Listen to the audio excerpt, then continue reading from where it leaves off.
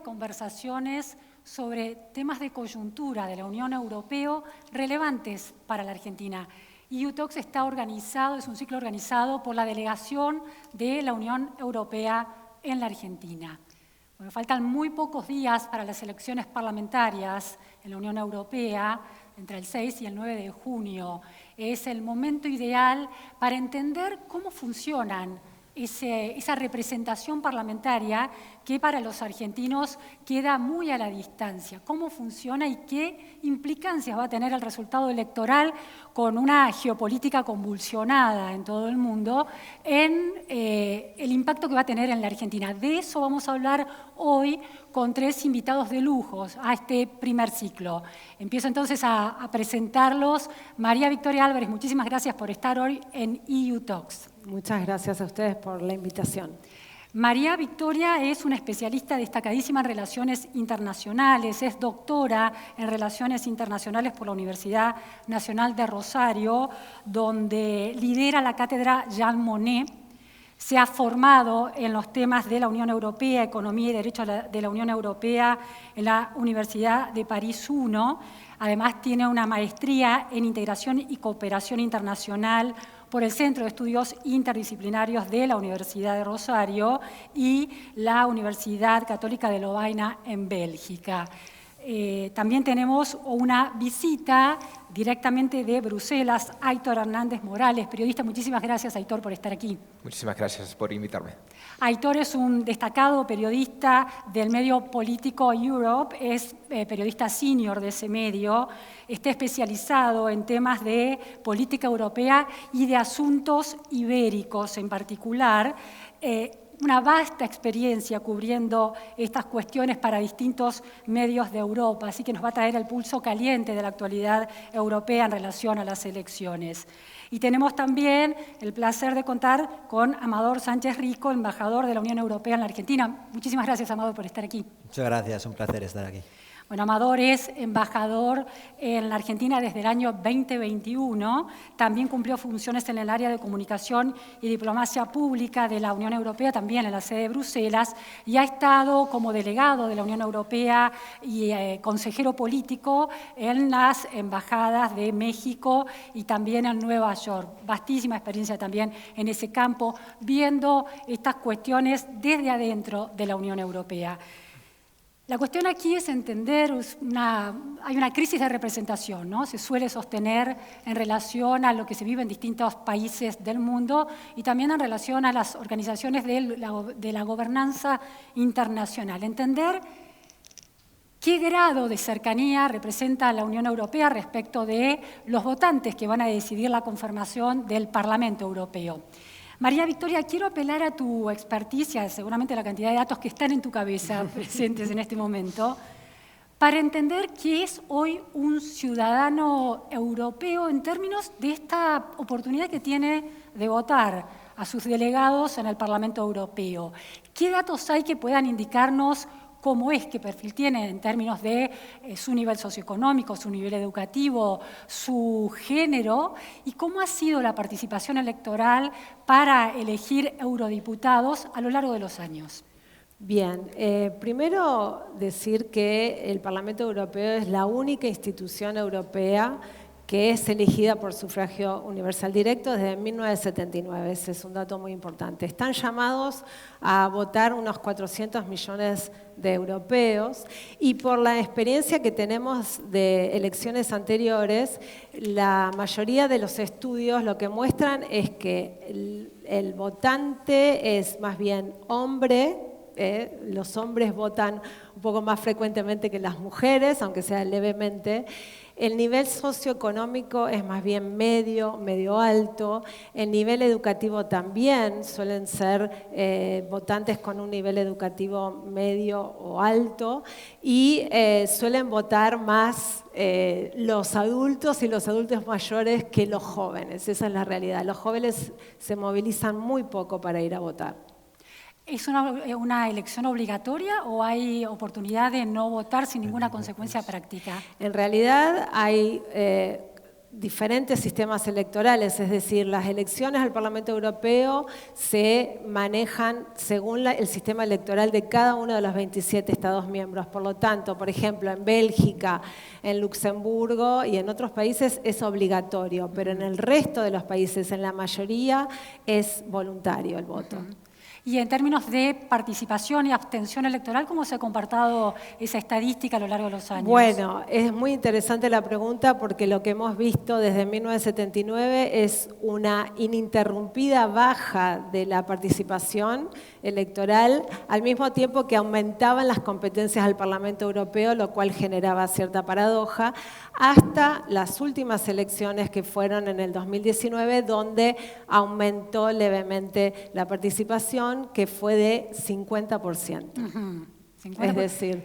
Y la paradoja sí. que señalás entre el aumento de competencias del Parlamento y la baja participación, ¿en qué sentido es una paradoja? Es una paradoja porque el Parlamento Europeo cada vez fue más importante, cada vez ganó más protagonismo en el proceso de toma de decisiones a nivel europeo y al mismo tiempo...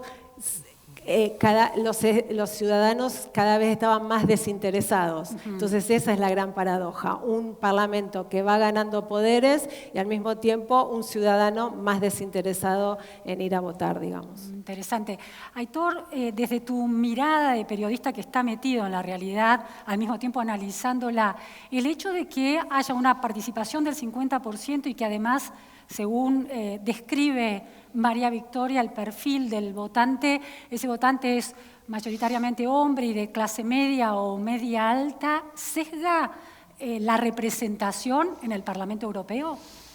Depende. A ver, una cosa consistente durante los últimos años ha sido que hay cierto dominio de la centro-derecha. O sea, sistemáticamente ha ganado el Partido Popular Europeo estas últimas elecciones. Sí es verdad que tiende a ser un votante de un perfil más moderado y eso ayuda especialmente en el contexto del Parlamento, que actualmente tiene 705 eurodiputados, ahora tendrá 720 en la próxima legislatura, sea un Parlamento de consenso.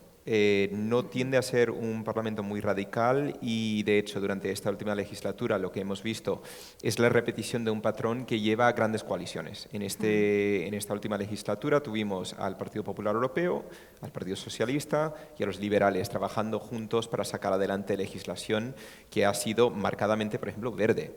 Entonces, claro. Sí es verdad que pese a ese perfil que podría dar la impresión de tal vez un parlamento más conservador, en realidad probablemente es uno de las entidades más progresistas cuando hablamos de los parlamentos de Europa. Amador, esta cuestión que señala Aitor, ¿no? Interesante de, dado el sesgo que hay, se vuelve un parlamento capaz de consensuar. Ahora, ¿les preocupa desde la Unión Europea? Está bien, hay posibilidad de consensuar, pero no están integradas miradas que pueden ser más radicales por el sesgo de los votantes que efectivamente votan en las elecciones. ¿Hay una preocupación sobre eso porque puede impactar en la calidad de la representación de los intereses de una población que no va a la votación? No, yo no diría que hay una preocupación. Yo creo que lo más importante ahora es lo que acaban de decir tanto Aitor. Aquí el gran desafío que tenemos es explicar a la ciudadanía. Yo creo que existe en todo el mundo, hay ciertas excepciones, pero hay que explicar a la ciudadanía lo importante que son las instituciones europeas, lo que es el Parlamento Europeo para sus vidas diarias. Mucha gente se nota que viven o sienten las instituciones europeas un poco lejanas, claro. Se distancian. Hay cierto desencanto, tanto a nivel nacional y más a nivel europeo, porque lo ven como más lejano. Yo creo que tenemos un gran desafío para intentar acercar las instituciones europeas a la ciudadanía europea y que los ciudadanos entiendan la importancia que tienen las instituciones europeas en su vida diaria. Eso yo creo que es una tarea pendiente que tiene las instituciones, ese acercamiento. Y qué duda cabe que empieza a haber pues sí, una atomización del espectro político en muchos países de la Unión Europea, empiezan a florecer, no es nuevo, pero cada vez tienen más fuerza los extremos. Creo que las redes sociales son muy buenas para unas cosas y en otros casos exacerban esta situación. Y Pienso yo que en estas, si no tengo la bola de cristal, quizás sí que va a haber una presencia un poco más fuerte de algunos partidos más extremos en la próxima composición o configuración del Parlamento Europeo. Pero yo creo que lo importante es que la gente vaya a votar, que intentemos llegar a un más de 50%, superar ese abstencionismo y, como digo, o como decía antes, explicar y convencer a los ciudadanos de la importancia de ir a votar y de lo que, la relevancia que tienen las instituciones europeas en sus vidas diarias, que mucha gente no es consciente de ello. Y creo que también hay un déficit ahí de la Unión Europea de no saberlo explicar. Es interesante lo que señala Amador, Aitor. Desde tu mirada, siguiendo el ritmo del día a día, de la coyuntura, ¿por qué crees que se da esa especie de brecha entre los intereses de la gente y ese nivel de abstracción que tiene el Parlamento Europeo o el sistema de la Unión Europea? ¿Por qué no perciben el efecto de las políticas decididas, de las políticas públicas decididas en el Parlamento eventualmente? A ver, hay muchos factores aquí. Primero, creo que vale la pena insistir en el hecho que nosotros estamos lidiando con un sistema político relativamente nuevo. Entonces, hay muchos miembros de la población en general que nunca dio ningún tipo de curso sobre el funcionamiento de la Unión Europea y mucho menos el proceso legislativo. Entonces, para un señor de 50 años viviendo en Rumanía, pues no tiene la menor idea de cómo funciona el Consejo Europeo y mucho menos las tareas de un eurodiputado o la Comisión. Pero yendo más allá de eso, sí es verdad que estamos hablando de una entidad que los propios padres de la Unión Europea decían que era el proyecto más ambicioso desde el Imperio Romano. Es naturalmente complejo, es naturalmente complicado y creo que para el público general sí es difícil entender estos factores. También insistiría en el hecho que hoy en día la mayoría de la legislación en los países europeos es traspuesta de directivas europeas. Entonces, por ejemplo, en España el 90% o más del 90% de la legislación viene directamente de Bruselas. Llega al Parlamento español y lo aprueban y bueno, ni lo aprueban, lo ponen en función, lo traducen. La mayoría de los ciudadanos no saben eso. Este grado de transferencia, digamos, de la legislación europea a cada país, ¿es tan alta en otros países como en España? En todas partes. En todas partes. En todas partes y vamos a ver, no es ningún tipo de usurpación del derecho legislativo de los españoles porque precisamente los españoles están representando en el Parlamento y en la Comisión y en todas partes. Un último apunte.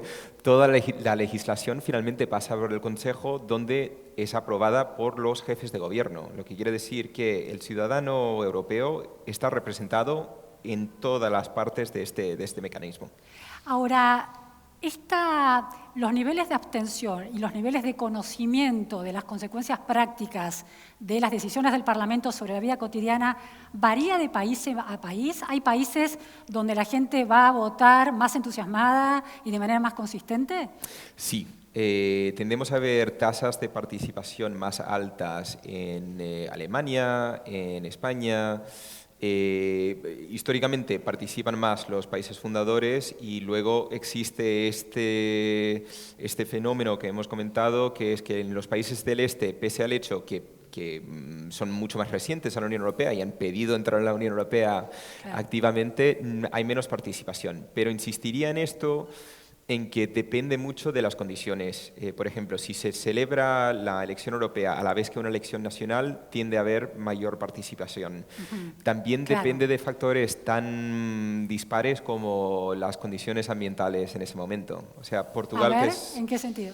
Portugal es un país que tiene un europeísmo altísimo, o sea, las tasas de apoyo a la Unión Europea altísimo. Sin embargo, solo el 30% de la población participó en las últimas elecciones europeas porque coincidieron con el primer día de sol y playa. Entonces todo el mundo se fue a la playa a nadar, nadie votó. Y no se votaba al mismo tiempo que una elección nacional de Portugal. No. Claro, esos factores, clima y si coincide o no con una elección es sumar un voto más en el momento de la urna. Y de cierta manera incluso podríamos decir que para muchos portugueses que están contentos con la Unión Europea era un pensamiento así como, bueno, pues tampoco habrá mayor consecuencia. La Unión Europea funciona muy bien y estamos muy contentos con ella. Claro, hay un grado de satisfacción que no los desincentiva para comprometerse en el voto. Paradójico. María Victoria, está esta noción de federalismo internacional, ¿no? En la Argentina sabemos los desafíos que representa la relación entre el Estado nacional y las provincias, ese federalismo provincial. ¿Eso es todavía más complejo en un conjunto de naciones, en esta descripción que vos hacías de la única asamblea multinacional que existe en el mundo, asamblea legislativa multinacional? Sí, es especialmente complejo porque la historia de Europa hace que, digamos, no solamente tengamos que mirar el nivel supranacional de la Unión Europea y el nivel nacional de los Estados miembros, sino que hay que mirar muchas veces a nivel subnacional, ¿no? Es decir, todas las regiones, claro, en muchos países es un tema fundamental, como por ejemplo en Bélgica o en Italia. En España, me imagino. En España, Cataluña, inclusive, bueno, con una problemática muy particular. Entonces, hay algunos académicos que hablan de un sistema de gobernanza multinivel, porque justamente hay toda una superposición, digamos, de autoridad y de gobierno a todo nivel, ¿no? O sea, mínimamente 3 niveles, con lo cual es una gobernanza sumamente compleja. Amador, en estos multiniveles, lo que sabemos es que no hay la misma cantidad de eurodiputados por cada país. Alemania tiene 96 eurodiputados y Malta, ¿no? Malta, Luxemburgo y Chipre. Tienen 1, no, 6 cada uno. 6 cada uno. Esa representación que varía mucho en función de la cantidad de diputados que tiene cada país, ¿es percibida como justa por la ciudadanía representada o para la Unión Europea registra que ese es un sistema que tiene problemas? Bueno, no sé si la ciudadanía entiende los vericuetos y toda esta complejidad. Yo creo que además, a la hora luego de la toma de decisiones en el seno del Parlamento Europeo, no cuenta tanto los diputados que vienen por cada país, porque luego se configuran bloques. Y es ahí donde se juegan las mayorías y es ahí donde tiene el Parlamento su peso. O sea que yo no creo que tenga, no creo que traiga eso ningún tipo de inconveniente. Ya te digo que eso se diluye mucho a la hora de la toma de decisiones y de la configuración de las mayorías, porque eso se hace por bloques, como se ha venido haciendo en estos últimos 5 años, el bloque Partido Popular Europeo, el bloque de los socialistas europeos y el bloque, por ejemplo, de los liberales. Y esos bloques políticos, ¿no?, que se rearman de alguna manera una vez que los eurodiputados son elegidos e ingresan y empiezan a trabajar en sus bancas, ¿logran ecualizar otro tipo de influencias y desbalances de influencias? Pienso en los países europeos con economías más poderosas, ¿no? O los países europeos que además de ser economías más poderosas son también integrantes de la OTAN o integrantes del Consejo de Seguridad de las Naciones Unidas. ¿Hay algún tipo de estatuto particular no dicho, implícito, que haga que esos eurodiputados tengan más fuerza, precisamente sostenida además por la mayor cantidad de diputados que hay? Sí, pero el Parlamento Europeo, aquí hay que también hacer una distinción o tener bien en cuenta la diferencia entre el Parlamento Europeo, y no quiero entrar en demasiada complicación institucional porque es muy complejo, pero el Parlamento Europeo lo que defiende son los intereses también de los europeos, no como el Consejo que defiende los intereses de cada país, de los 27. El Parlamento es el que defiende más bien los intereses de Europa, un poco como la Comisión. Entonces yo creo que ahí las configuraciones nacionales quedan un poco también diluidas, más bien por el bien de Europa dentro de cada bloque político. Aitor, señalaste algo y lo retoma Amador, la presencia de partidos de centroderecha, ese bloque de centroderecha muy activo dentro Es el mayoritario. ¿Cómo? Es el mayoritario. Claro, ¿no? Ahora. Que es interesante porque la percepción desde esta orilla del mundo era que ese fenómeno de avance de la centroderecha es mucho más de coyuntura, pero esto está sucediendo ya hace unos años, por lo que ustedes describen. Sí. Bien, eso es un reflejo fidedigno, es una foto fidedigna del modo en que está funcionando los distintos países de Europa en este momento? Diría que sí. Sí, no. Sí. A ver, empecemos por el sí, después por el sí, no. por el no. A ver, de cierta manera, de hecho, lo que probablemente veremos en las próximas elecciones es una sobrerepresentación de la centroizquierda cuando hablamos de la distribución de jefaturas de gobierno. Es decir, hoy en día, partidos socialistas en gobierno en Europa queda España, Dinamarca. Sí, Portugal se ha acabado. Portugal se ha acabado. Sin embargo, los socialistas van camino a ser el segundo partido más votado en estas elecciones parlamentarias. Sí es verdad que de cierta manera el Parlamento Europeo y estas elecciones reflejan el sentir de muchos votantes y la presencia de esos partidos incluso cuando no están en el gobierno. Bueno, y queda Alemania. Sí, sí. Claro. ¿En los gobiernos nacionales te referís a un gobierno de la Unión Europea? En gobiernos nacionales, en términos de primeros ministros. Entonces sí es curioso a veces cuando miras el mapa de Europa, que se ha puesto muy popular esto de colorear los países según el color, quedan muchos pocos países rojos, entre comillas, pero sin embargo hay muchísima presencia del Partido Socialista en el Parlamento. Y eso de cierta manera refleja que incluso cuando estos partidos no llegan a estar en el poder, pues la ideología sigue viva y ciertamente tiene un papel muy activo en la elaboración de la legislación que finalmente sale de Bruselas. Amador, ¿vos por qué relativizabas y decías no tanto? No, porque depende un poco lo que había dicho Aitor antes.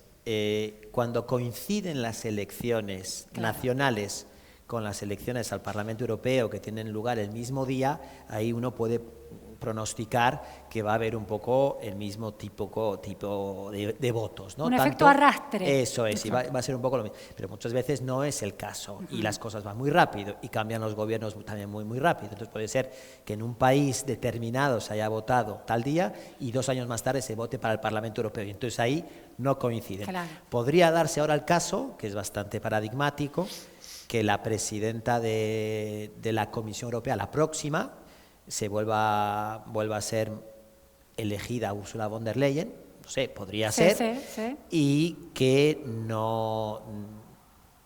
ella no representa el partido que ahora está gobernando en Alemania. Claro. Podría darse este caso, esta hipótesis. Y de hecho ese caso se produce mucho, que tienes a alguien que entra justo en el momento que se celebran las elecciones europeas, entra como comisario o como candidato de comisario, cae ese gobierno, cambia ese gobierno y el comisario sigue. Entonces están ahí 5 años y puedes tener un comisario de la familia socialista cuando el país que le ha enviado ha pasado a ser del Partido Popular Europeo o lo inverso. Que hay una estabilidad estructural que no necesariamente coincide con las coyunturas de los resultados electorales de cada nación. país. Ahora, Amador, ¿eso complica? Porque si hay un signo político en el Estado Nacional de un determinado país que coincide con el sesgo de la representación de ese país en el Parlamento, todo parecería ir sobre ruedas.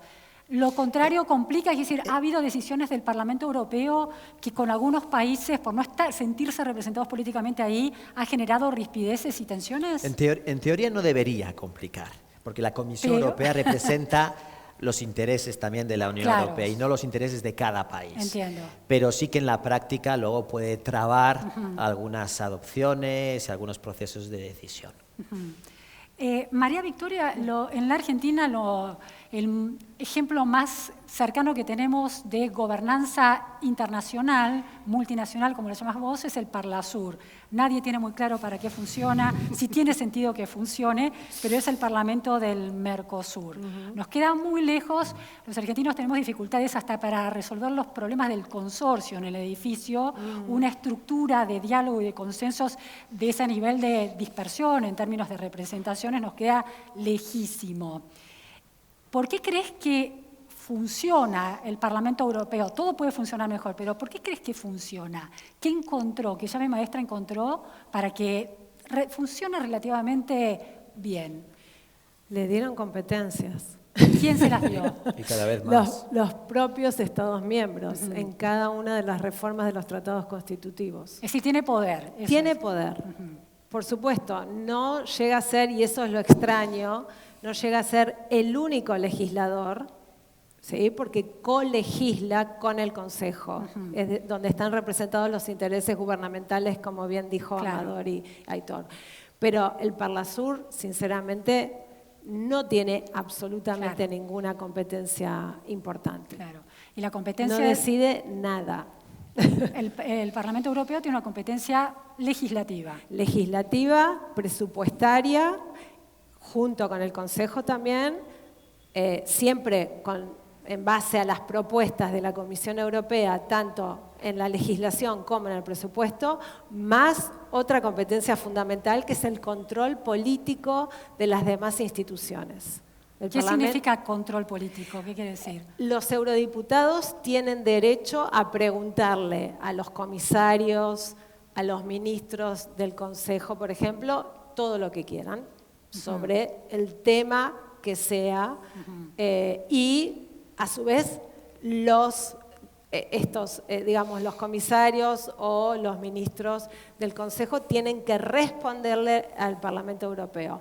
Y en última instancia hay una competencia muy, muy importante de la Comisión Europea, del Parlamento Europeo, que nunca llegó a concretarse, que es el voto de moción de censura. Y eso es muy similar a los sistemas parlamentarios de los países europeos, que significa que si se consiguen los votos necesarios, el Parlamento puede hacer que la Comisión Europea renuncie en pleno, digamos, que toda la Comisión Europea caiga. Desde la Argentina uno lo podría asimilar con la Cámara de Diputados, de alguna forma, y al Senado con el Consejo.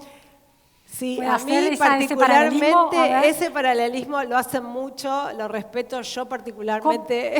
¿Cómo para hacer una comparación en términos de funcionamiento de un Estado nacional como el argentino, cómo lo explicarías? A ver, si uno lo mira desde un sistema nacional, sí, es como un bicameral, claro. ¿no? Como un poder legislativo bicameral. Claro. Lo que pasa es que no están representados... en uno están representados los estados, que son los estados miembros, no son, digamos, provincias, ¿no? Y en otros sí están representados los ciudadanos europeos. A mí no me termina de convencer, pero si sirve para entenderlo un poco mejor, ok. Está bien, el especialista sí demanda más precisión. Aitor, el tema de los campos de competencia, ¿no? Del Parlamento. La economía que toca el bolsillo de los ciudadanos siempre es un tema, ¿no? Un tema que genera interés porque afecta diariamente. La política presupuestaria, el euro, tasas de interés, etcétera, que se deciden desde los órganos y del Parlamento Europeo también, los órganos de la Unión Europea, implican que son para la gente el tema de mayor interés, donde la gente está más atenta a las decisiones de la Unión Europea, ¿o no tanto? No tanto. Y de hecho, yo diría que de economía de día a día depende más del Banco Central Europeo, o sea, se fijan mucho más en las decisiones que salen de Frankfurt que de Bruselas. ¿El Parlamento Europeo tiene alguna instancia de supervisión o de control sobre el Banco Europeo? Bastante limitada. Muy limitada. Sí, muy limitada. O sea, si se producía algún tipo de escándalo mayor, supongo que el Parlamento podría intervenir de cierta manera, pero extremadamente limitada. Donde el Parlamento tiene mayor influencia es con los presupuestos de la Unión Europea, que se legislan cada 7 años, y ahí siempre hay una negociación muy tensa entre el Parlamento, la Comisión y luego los Estados miembros, que al final lo tienen que pagar, y tiende a ser o sea, especialmente esa última parte cuando se reúnen los jefes de gobierno en Bruselas. La última creo que estuvieron 4 días sin dormir, debatiendo en una habitación para ver cuánto se pagaba al final, encima en medio de la pandemia, así que te puedes imaginar el escenario. Pero esos fondos salen de cada país. Claro, son contribuidos. El tesoro es el tesoro de cada país. Correcto. Ahora, ¿cuáles son los temas que quedan financiados por ese presupuesto de la Unión Europea?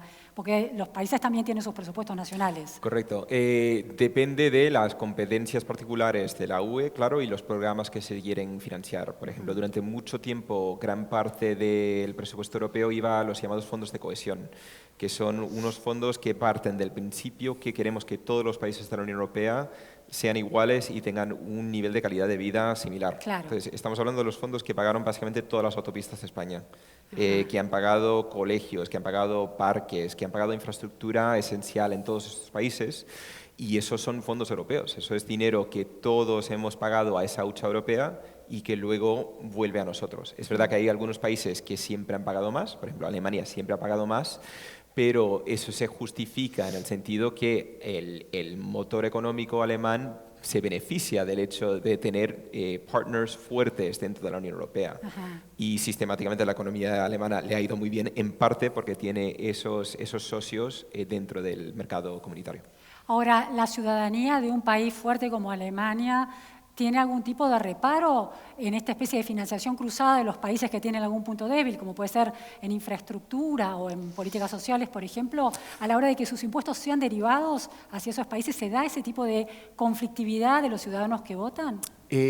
A ver, es complejo. Por un lado, como Alemania nunca ha sido el gran beneficiario de los fondos europeos, tampoco los echan en falta.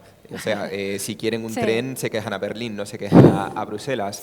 Pero es verdad que los partidos populistas de extrema derecha están creciendo en muchos de estos países por ese motivo. Y en Alemania, en Dinamarca, están creciendo con ese argumento de, básicamente, Bruselas nos roba. Bruselas se lleva el dinero y lo gastan en Grecia construyendo piscinas. Al final, cuando vas a estos países, te das cuenta que a veces quienes más están disfrutando de esa infraestructura son los turistas del norte de Europa.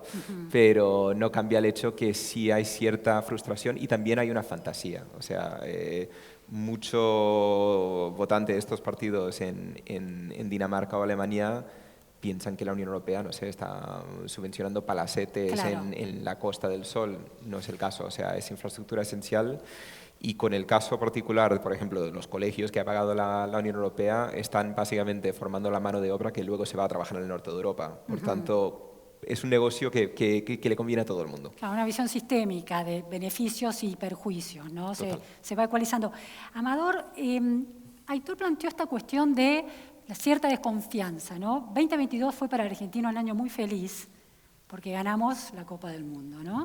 Pero también hubo discusión sobre esta noticia que circuló en esos meses del Mundial, antes y durante el Mundial de Qatar, sobre el Qatargate, que afectó a la Unión Europea con una eurodiputada y un ex eurodiputado implicados en tráficos de influencias indebidas, circulación de dinero indebido. La presidenta del Parlamento Europeo en ese momento, Roberta Metsola, planteó que la confianza que se había tardado años en construir podía ser destruida en muy poco tiempo y que era necesidad reconstruirla. ¿Hay un problema, percibe la Unión Europea un problema de confianza respecto de parte de la ciudadanía y que es necesario, donde los hechos de corrupción pueden estar afectando y es necesario reconstruirlos? ¿Se está conversando sobre eso? Sí, hombre, claro que se conversa sobre eso, pero sí, 2022 fue un gran año para Argentina, un poquito menos para Francia. Primero Argentina, segundo Estuvo a punto Francia. la cosa, hasta el último minuto, ¿no? Vamos a ver, si no me equivoco, Bruselas, Bélgica, pero en este caso Bruselas, es la ciudad del mundo con mayor número de periodistas acreditados, junto con Washington, y la ciudad del mundo con mayor número de lobistas, de lobbies, compañías del Qatargate va de eso. Y bueno, pues sí, se detectó un escándalo que luego parece ser que no fue tanto. No quiero quitarle hierro ni relevancia y creo que hay una investigación en curso. Yo no me compete en absoluto entrar a valorar eso. Pero yo creo que la reacción del Parlamento Europeo, de su presidenta y de varios partidos políticos en ese momento específico fue muy digna, fue muy firme, y yo creo que ahí se intentó inmediatamente atajar el problema. Insisto, que haya infiltraciones y que haya lobistas que estén intentando hacer este trabajo, pues me parece total. Que lo hagan diputados y que se dejen influenciar, eso ya es muchísimo menos deontológico, ¿no? Pero yo creo que, bueno, hay que dejar a la justicia hacer su trabajo Y yo lo que vi como ciudadano europeo, pero también como funcionario, fue que se tomaron cartas inmediatamente en el asunto. Aitor, ¿hay el grado de confianza de la ciudadanía europea respecto de del Parlamento Europeo? ¿Hay encuestas sobre eso? ¿Hay información sobre eso? Hay encuestas y generalmente es positiva según consiguen entender lo que es el Parlamento Europeo. O sea, ahí volvemos al problema del desconocimiento. Es verdad, justo este tema, yo tengo 2 compañeros del periódico que fueron quienes llevaron esa investigación. Y es verdad que lo interesante del caso es que cuanto más descubrimos sobre ese caso, te dabas cuenta que los propios cataríes no entendían cómo funcionaba en el Parlamento Europeo y los intentos de soborno eran irracionales, eran con gente que no tenía ningún tipo de poder y que encima nunca tendrían ese poder simplemente porque el Parlamento no funciona así. Es un Parlamento que está muy bien construido para evitar ese tipo de compra de influencia. Creo que sí ha sido dañino, pero que a la vez ha favorecido al Parlamento Europeo precisamente que sea tan complejo. O sea, el ciudadano medio no entiende este caso, o sea, no llega a entender qué estaban haciendo ahí los cataríes. Y la verdad es que, por lo general, o sea, la política de la UE hacia Qatar no cambió. Entonces, es muy difícil llegar a argumentar que tenemos aquí un parlamento corrupto porque es que no hay resultado. Parece ser 2 individuos que, en fin, tendrán que pagar ante la justicia cuando se acabe todo ese proceso. Quiero que pasemos a qué panorama, qué nueva foto puede quedar constituida de darse los resultados electorales que se están previendo y qué impacto tiene para el vínculo con la Argentina y con América del Sur, ¿no? Por ejemplo, con el Mercosur. María Victoria, ¿cuáles han sido las áreas más productivas del Parlamento Europeo tal como ha venido funcionando por lo menos en los últimos 5 años, desde la última elección en 2019, en términos de vínculos con Argentina o con América Latina, América del Sur? Bueno, el Parlamento Europeo siempre tiene una posición en general tomada sobre las diferentes regiones del mundo donde la Unión Europea tiene algún tipo de interés.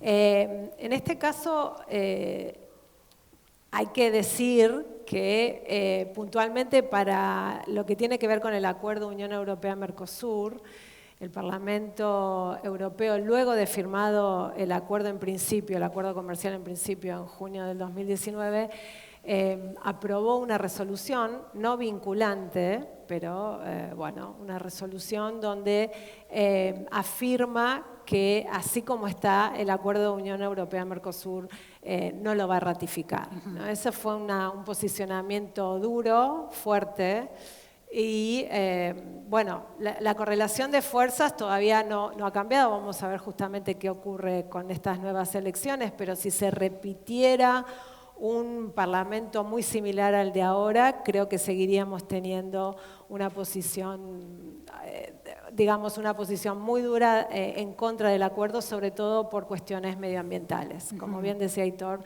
es un parlamento que ha jugado muy fuerte a favor digamos, de la lucha contra el cambio climático, de todo lo que tiene que ver con el medio ambiente, y ahí sí es una línea roja que me parece que el Parlamento no está dispuesto, digamos, donde no está dispuesto a ceder. Aitor, lo medioambiental pega muy particularmente en el caso argentino y también en el caso de Brasil por la producción agropecuaria, que el cuestionamiento de Europa es que está impactando en fuerte deforestación y en una baja de calidad de las políticas medioambientales en América del Sur. Ahora, es interesante esta cuestión de que es un parlamento con fuerte peso de la centroderecha, pero que escucha mucho también a la centroizquierda, muy orientada a los temas ecológicos. La idea de que se consolide una centroderecha, como parece que va a darse, va a lograr que esa visión mucho más orientada a los negocios, por lo menos desde la concepción que se analiza en Argentina de la centroderecha, pueda empezar a cambiar y flexibilizar el posicionamiento que está señalando María Victoria? A ver, la situación es muy curiosa porque efectivamente entró este factor de la sostenibilidad durante esta legislatura y con la negociación de este pacto eterno, porque es verdad que hemos pasado muchísimos años en esto. Décadas. Pero curiosamente en la próxima legislatura no es tanto la centroderecha que será el obstáculo. De hecho, los partidos centristas siguen estando a favor de este acuerdo, o sea, el Partido Popular Europeo y el Partido Socialista, pero lo que indican las encuestas es que va a haber una caída brutal de los liberales, que no van a tener tanta fuerza, y va a subir la extrema derecha más populista. La extrema derecha populista está en contra del acuerdo. Está en contra por cuestiones del globalismo 2030. Exactamente. Aunque esté más a favor del mundo de los negocios y de la libertad a la hora de hacer negocios. Correcto, pero, insisto, hay muchas... hablamos de una extrema derecha dividida, pero una parte de esa extrema derecha dividida, por ejemplo, se autodefine como los grandes defensores de los pequeños campesinos. Están completamente en contra de esto. Entonces, por lo general, lo que se comenta en Bruselas es que es muy poco probable que llegue a salir este acuerdo durante la próxima legislatura, sea por el lado de los verdes o sea por el lado de la extrema derecha. Es decir, solo el centro lo apoya y no pensamos que será un Parlamento dominado por el centro. El centro, de hecho, lo va a tener bastante complicado en esta próxima legislatura. Es decir, los triunfos nacionales, de los gobiernos nacionales de más extrema derecha o más cercanos a la extrema derecha, no van a producir un cambio en ese vínculo con el Mercosur a la hora de los temas delicados como las exportaciones e importaciones del sector agropecuario. Correcto, pero en este caso el problema es el Parlamento en sí. O sea, el problema, el desafío para aprobar este pacto va a ser el Parlamento en sí. No entra tanto, entra el votante de base en las naciones, pero más que nada son eurodiputados que están haciendo campaña directamente diciendo, por el lado de la izquierda y por el lado de los verdes, si no hay esta condición de sostenibilidad, no lo apoyamos, y por el lado de la extrema derecha, no a la globalización, por tanto, tampoco. Amador, desde tu función en Argentina, ese tema es un tema muy delicado, ¿no? El tema de energía y el tema de exportaciones agropecuarias, dos sectores centrales para la Argentina y también para los países del Mercosur y de Sudamérica. ¿Ha habido algún tipo de evolución en la mirada que tiene la Unión Europea respecto de las demandas? Un argumento planteado desde Brasil, cuando se lo cuestiona por su política en relación a la Amazonia, es, bueno, Europa durante siglos ha estado explotando los recursos naturales y se acuerda recién ahora de cuidarlos cuando ha gozado de esos recursos. El desarrollo industrial no ha tenido en gran consideración en otras épocas cuando no era un tema de cambio climático, pero termina impactando en el cambio climático y ahora se demanda a países como Brasil o la Argentina unos estándares medioambientales que la Europa que fue creciendo no tuvo. ¿Hay algún tipo de reflexión sobre eso? ¿Ha habido un tipo de corrección de esa mirada, de mayor comprensión de la posición argentina, por ejemplo? Sí, vamos a ver, eso es un tema muy interesante, porque Argentina hace 100 años, creo que también, ¿no?, contaminó. Todos debemos levantar la mano en ese sentido. Hace 100 años, 120 años, sí. Argentina estaba en el top 5 o en el top 10 del mundo. Claro. Y también es verdad que luego ha venido un poco en declive y ahora está en la situación en la que está. Pero tienes toda la razón. La Unión Europea ha llegado a este nivel de industrialización, de prosperidad, de crecimiento, habiendo emitido gases de efecto invernadero. Claro. Hoy en día la Unión Europea más o menos representa un 8% a nivel mundial de los gases de efecto invernadero. Y estamos contribuyendo a lo que es la transición verde, la transición justa a nivel mundial, estamos contribuyendo financieramente con un 35% prácticamente. Es decir, que nosotros queremos acompañar.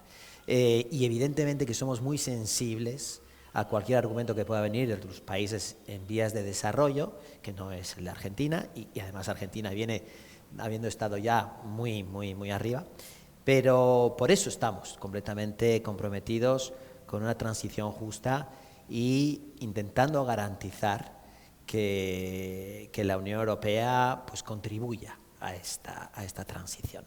Insisto, un 8% contaminamos a nivel mundial y contribuimos casi un 35% a esta financiación. ¿Que podemos hacer más? Sí, pero nosotros desde la Unión Europea estamos completamente, diría yo, estamos en la vanguardia, somos los precursores a la hora de establecer, somos el primer bloque regional en habernos puesto un objetivo clarísimo, que es el de 2050 ser el primer bloque climáticamente neutro. Y eso no es un objetivo en abstracto, eso es un objetivo que viene con una serie de medidas que se han aprobado en estos 5 años, con unas etapas intermediarias. En el 2030 queremos ya estar cerca de ese objetivo y lo vamos a conseguir. Es verdad que esto tiene un costo, pero queremos liderar con el ejemplo. Bien, última... Y Argentina es un gran socio para conseguir eso, porque aquí en este país están todos los recursos naturales del mundo. Bien. Última ronda de preguntas, que va a ser la misma pregunta para ustedes. Desde este costado del mundo, de este extremo del mundo, se ve con preocupación la agitación social que produce la crisis inmigratoria. ¿Cómo administra el Parlamento Europeo y todo ese sistema de gobernanza de la Unión Europea esa crisis que es particular a cada país y al mismo tiempo es transversal en muchos de esos desafíos? Les dejo esa última cuestión porque conecta con muchas crisis, como la crisis el enfrentamiento entre Israel y Gaza, la crisis de Estados Unidos y las protestas que está viviendo y las crisis de protestas que también se ven en las naciones europeas. Bien, 2 cuestiones. Una, hay que tener en cuenta que la política sobre inmigración se divide entre la Unión Europea, algunas cuestiones, y otras cuestiones quedan en manos de los Estados miembros. Esto es importante porque la Unión Europea no es responsable de todo lo relacionado con la inmigración, ¿sí? Eso por un lado. Entonces hay competencias compartidas. Y en segundo lugar, me parece que la crisis del 2015 y 2016 en la Unión Europea ha dejado fuertes lecciones que entiendo que la Unión Europea ha logrado aprender, ha logrado entender, y sobre todo el nuevo paquete de inmigración y asilo me parece que tiene que ver justamente con las lecciones, con el aprendizaje que se dio pero digamos como consecuencia de esa crisis del 2015-2016. Me parece que en la Unión Europea se debe una importante tarea para mejorar algunas cuestiones, pero me parece que ya está en el camino correcto. Aertor, con todas las definiciones que dieron sobre qué tipo de votante vota, ¿crees que el problema inmigratorio, las nuevas generaciones de inmigrantes que acceden a la ciudadanía europea, están representados en el Parlamento Europeo? A ver, el tema migratorio depende de cada país, en el sentido de que en algunos países esto es un tema del día a día, que domina la política, y en otros no. Vale apuntar, por ejemplo, al caso de Países Bajos, que el tema de la migración determinó los resultados de las últimas elecciones que tuvieron, donde hubo un avance muy considerable de la extrema derecha.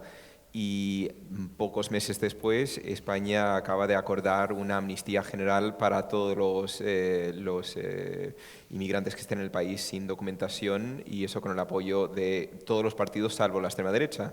Entonces, ahí vemos que hay una división dentro de Europa de la intensidad de este desafío.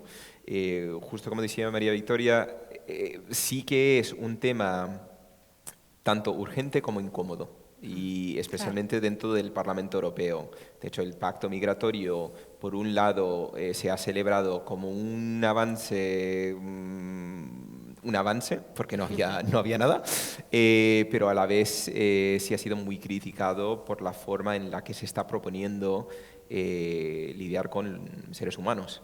Creo que va a ser uno de los grandes desafíos de Europa y volvemos un poco a lo que estaba diciendo Amador antes. Con todo el tema del cambio climático, parte de la urgencia de Europa también es una urgencia siendo perfectamente consciente que cuanto peor sea este problema, mayor presión migratoria va a haber. Claro. Entonces, para la Unión Europea es una cuestión de supervivencia, tanto para un país como Dinamarca, que va a quedar debajo del agua, o Países Bajos, pero también para todos, porque esto va a ser una presión que va a crecer para todos los países desarrollados. Van a tener una obligación moral para acoger cada vez más personas. Obligación moral, plantea Aitor. El Parlamento, la Unión Europea, ¿se está planteando ese desafío? Porque es una obligación moral, es un desafío enorme, ¿no? Para una... Mira, yo creo que sinceramente es el gran desafío que tiene la Unión Europea para los próximos años. Tenemos que mantener en los próximos años el estado de bienestar en Europa. Necesitamos mantener nuestras políticas sociales, creo que somos un referente en este sentido. Lo digo sin ninguna chulería, yo creo que eso es una realidad. Necesitamos independizarnos un poco más de China, no podemos seguir dependiendo de la mano de obra china, que ha sido muy barata, pero que necesitamos diversificar. Necesitamos ser mucho más competitivos, necesitamos financiar este pacto verde, porque queremos conseguir esos objetivos. Necesitamos independizarnos de los Estados Unidos en materia de seguridad y aumentar nuestro presupuesto en defensa de un 0,5 a un 2%. Tenemos que hacer nuestros deberes. Tenemos que cortar el cordón umbilical como hemos hecho con Rusia en el gas. Necesitamos ser mucho más competitivos y necesitamos manejar estos flujos migratorios. No nos engañemos, necesitamos mano de obra. Tenemos una población en declive. Los índices demográficos en la Unión Europea, si somos 450, en 2050 se está diciendo que estaremos casi con 100 millones menos. Y tenemos al continente africano que va a duplicar su población en el 2050. Estaremos hablando de 3.500 o 4.000 millones de habitantes. Sí. Entonces, hay que invertir en África. Yo creo que los africanos se quieren quedar en África, pero evidentemente hay que invertir en los lugares de origen, pero tenemos que beneficiarnos de una buena mano de obra que puedan venir de estos países que están alrededor de Europa, pero lo tenemos que hacer de manera gradual, de manera consensuada y de manera regulada. Y ese es el pacto migratorio y ahí es el gran desafío que tiene la Unión Europea para los próximos años, es conciliar estas necesidades y sobre todo que estas poblaciones también se integren dentro de nuestros países. Bueno, nos quedamos con esa síntesis de todos los desafíos que parece muy interesante. Muchísimas gracias, Amador, muchísimas gracias, Aitor, muchísimas gracias, María Victoria, realmente. Fue muy esclarecedor, muy enriquecedor. Tenemos un panorama completo, panorámico y en profundidad de qué significa el Parlamento Europeo, de sus desafíos y estas elecciones, y si hay o no un ciudadano no europeo, porque sabemos que hay un eurodiputado. Así que muy interesante realmente. Esto fue todo entonces en EU Talks, estas conversaciones para entender los temas coyunturales de la Unión Europea y cómo se relacionan con los temas relevantes de la Argentina y de la región. Los esperamos en la próxima edición y les agradecemos a todos ustedes por habernos acompañado. Gracias.